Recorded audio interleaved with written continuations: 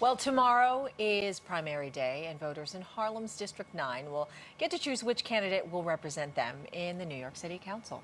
District 9 includes Central Harlem and Morningside Heights, as well as Spanish Harlem. And voters have 3 candidates to choose from. One of them is joining us this morning, Yusef Salaam. Good morning, sir. Thank you so much for being with us. Oh, it is a pleasure to be here. All right, so we got to go there. You know, we got 2 state assembly members in the race, Inez Dickens and Al Taylor. They both have a lot of political experience. You're somewhat of a newcomer. Why is it your time?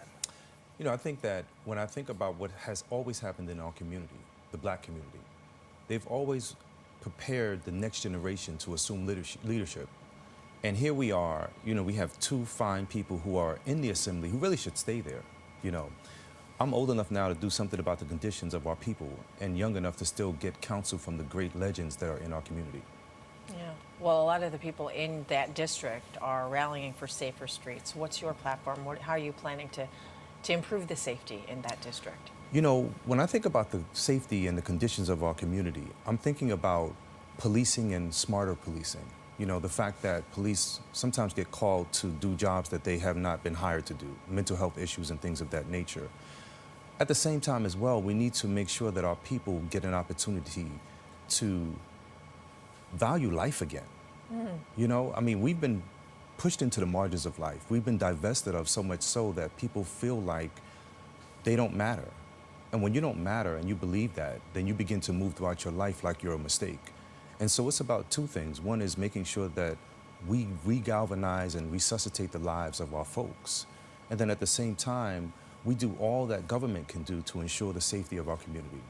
What about police officers? Do we need more police officers on the streets? There are people who say we should move funds from police departments to other avenues. Others say we need more cops on the streets. What are your thoughts? I mean, the good thing about the budget is that it's a moral document, but it's also an IQ test that gives us an opportunity to look at where we have spent in the past and figure out where we can find savings. Of course, the police budget is very, very robust. But I truly believe that we can find savings in stripping some of the costs that are there, the funds that are there, into other programs. You know, people are on the ground doing great work, and they need support. And they really are the front line between the police and the community. These are the ones who hear what's going on all the time. And they are called, like Street Corner Resources, they're called to come and help people. You know, I think when we look at the budget gives us an opportunity to really say, do we have savings? Right now in our community, we're talking about taxation. Where's the representation? When we've been divested of like that, we need support. We need wraparound services. We need something different than what we've had.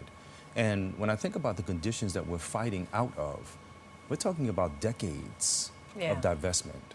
I came upon the scene, of course, recently. I'm not a seasoned politician. You know, I think that that's a great thing because I'm not looking at things from the same or in the same way that politicians have always seen things. Well, as many people know, you're part of the Exonerated Five. Yes. And part of the issues in many communities is police and community relations.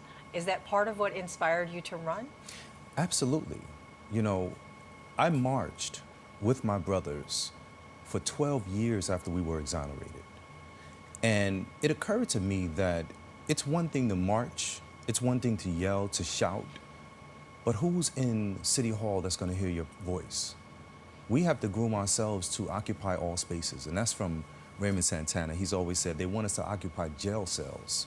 We have to occupy college dorm rooms, political offices, all spaces, because I'm one of the individuals that is unique in this race. I've been so close to the pain. I've been in pain, in fact, that I've always said those who have been close to the pain have to have a seat at the table. Who better to articulate our grievances than someone who has lived them?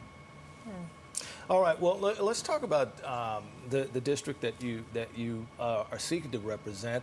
There have been a number of community outrages about drug treatment centers popping up, also affordable housing. In the time we have left, let's go over those right now. Let's first talk about the number of treatment centers popping up. Oversaturation. We are the dumping grounds. If you go up to Harlem right now, it looks like a war zone. It looks like folks are just really messed up. And I think we've taken our fair share. We've actually taken all of the share. You know, we need to start by perhaps doing mobile injection sites. You know, we need to start by perhaps looking at the community having an agreement with all of the development that's coming into our community. You know, community benefits package, I call it, that allows for us to have a say, not for people to say, hey, listen, we've decided, and now we're called to the meeting after the decision has been made. And quickly about affordable housing. Affordable housing is something that we need desperately, but we need affordable housing to be income targeted. Because when I think about the area median income and the way that they've laid it out, a lot of our people don't make $80,000 a year. Many of our folks don't make $30,000 a year. Some of them make just $15,000. And so we're talking about the rents getting raised and people not even being able to afford it. We're being pushed out because we're deciding whether we can put food on our table or pay our rent. All right, well, Yusef Salaam, we appreciate you stopping by this morning very much. And if you haven't voted yet, be sure to cast your ballot tomorrow. Polls open at 6 a.m.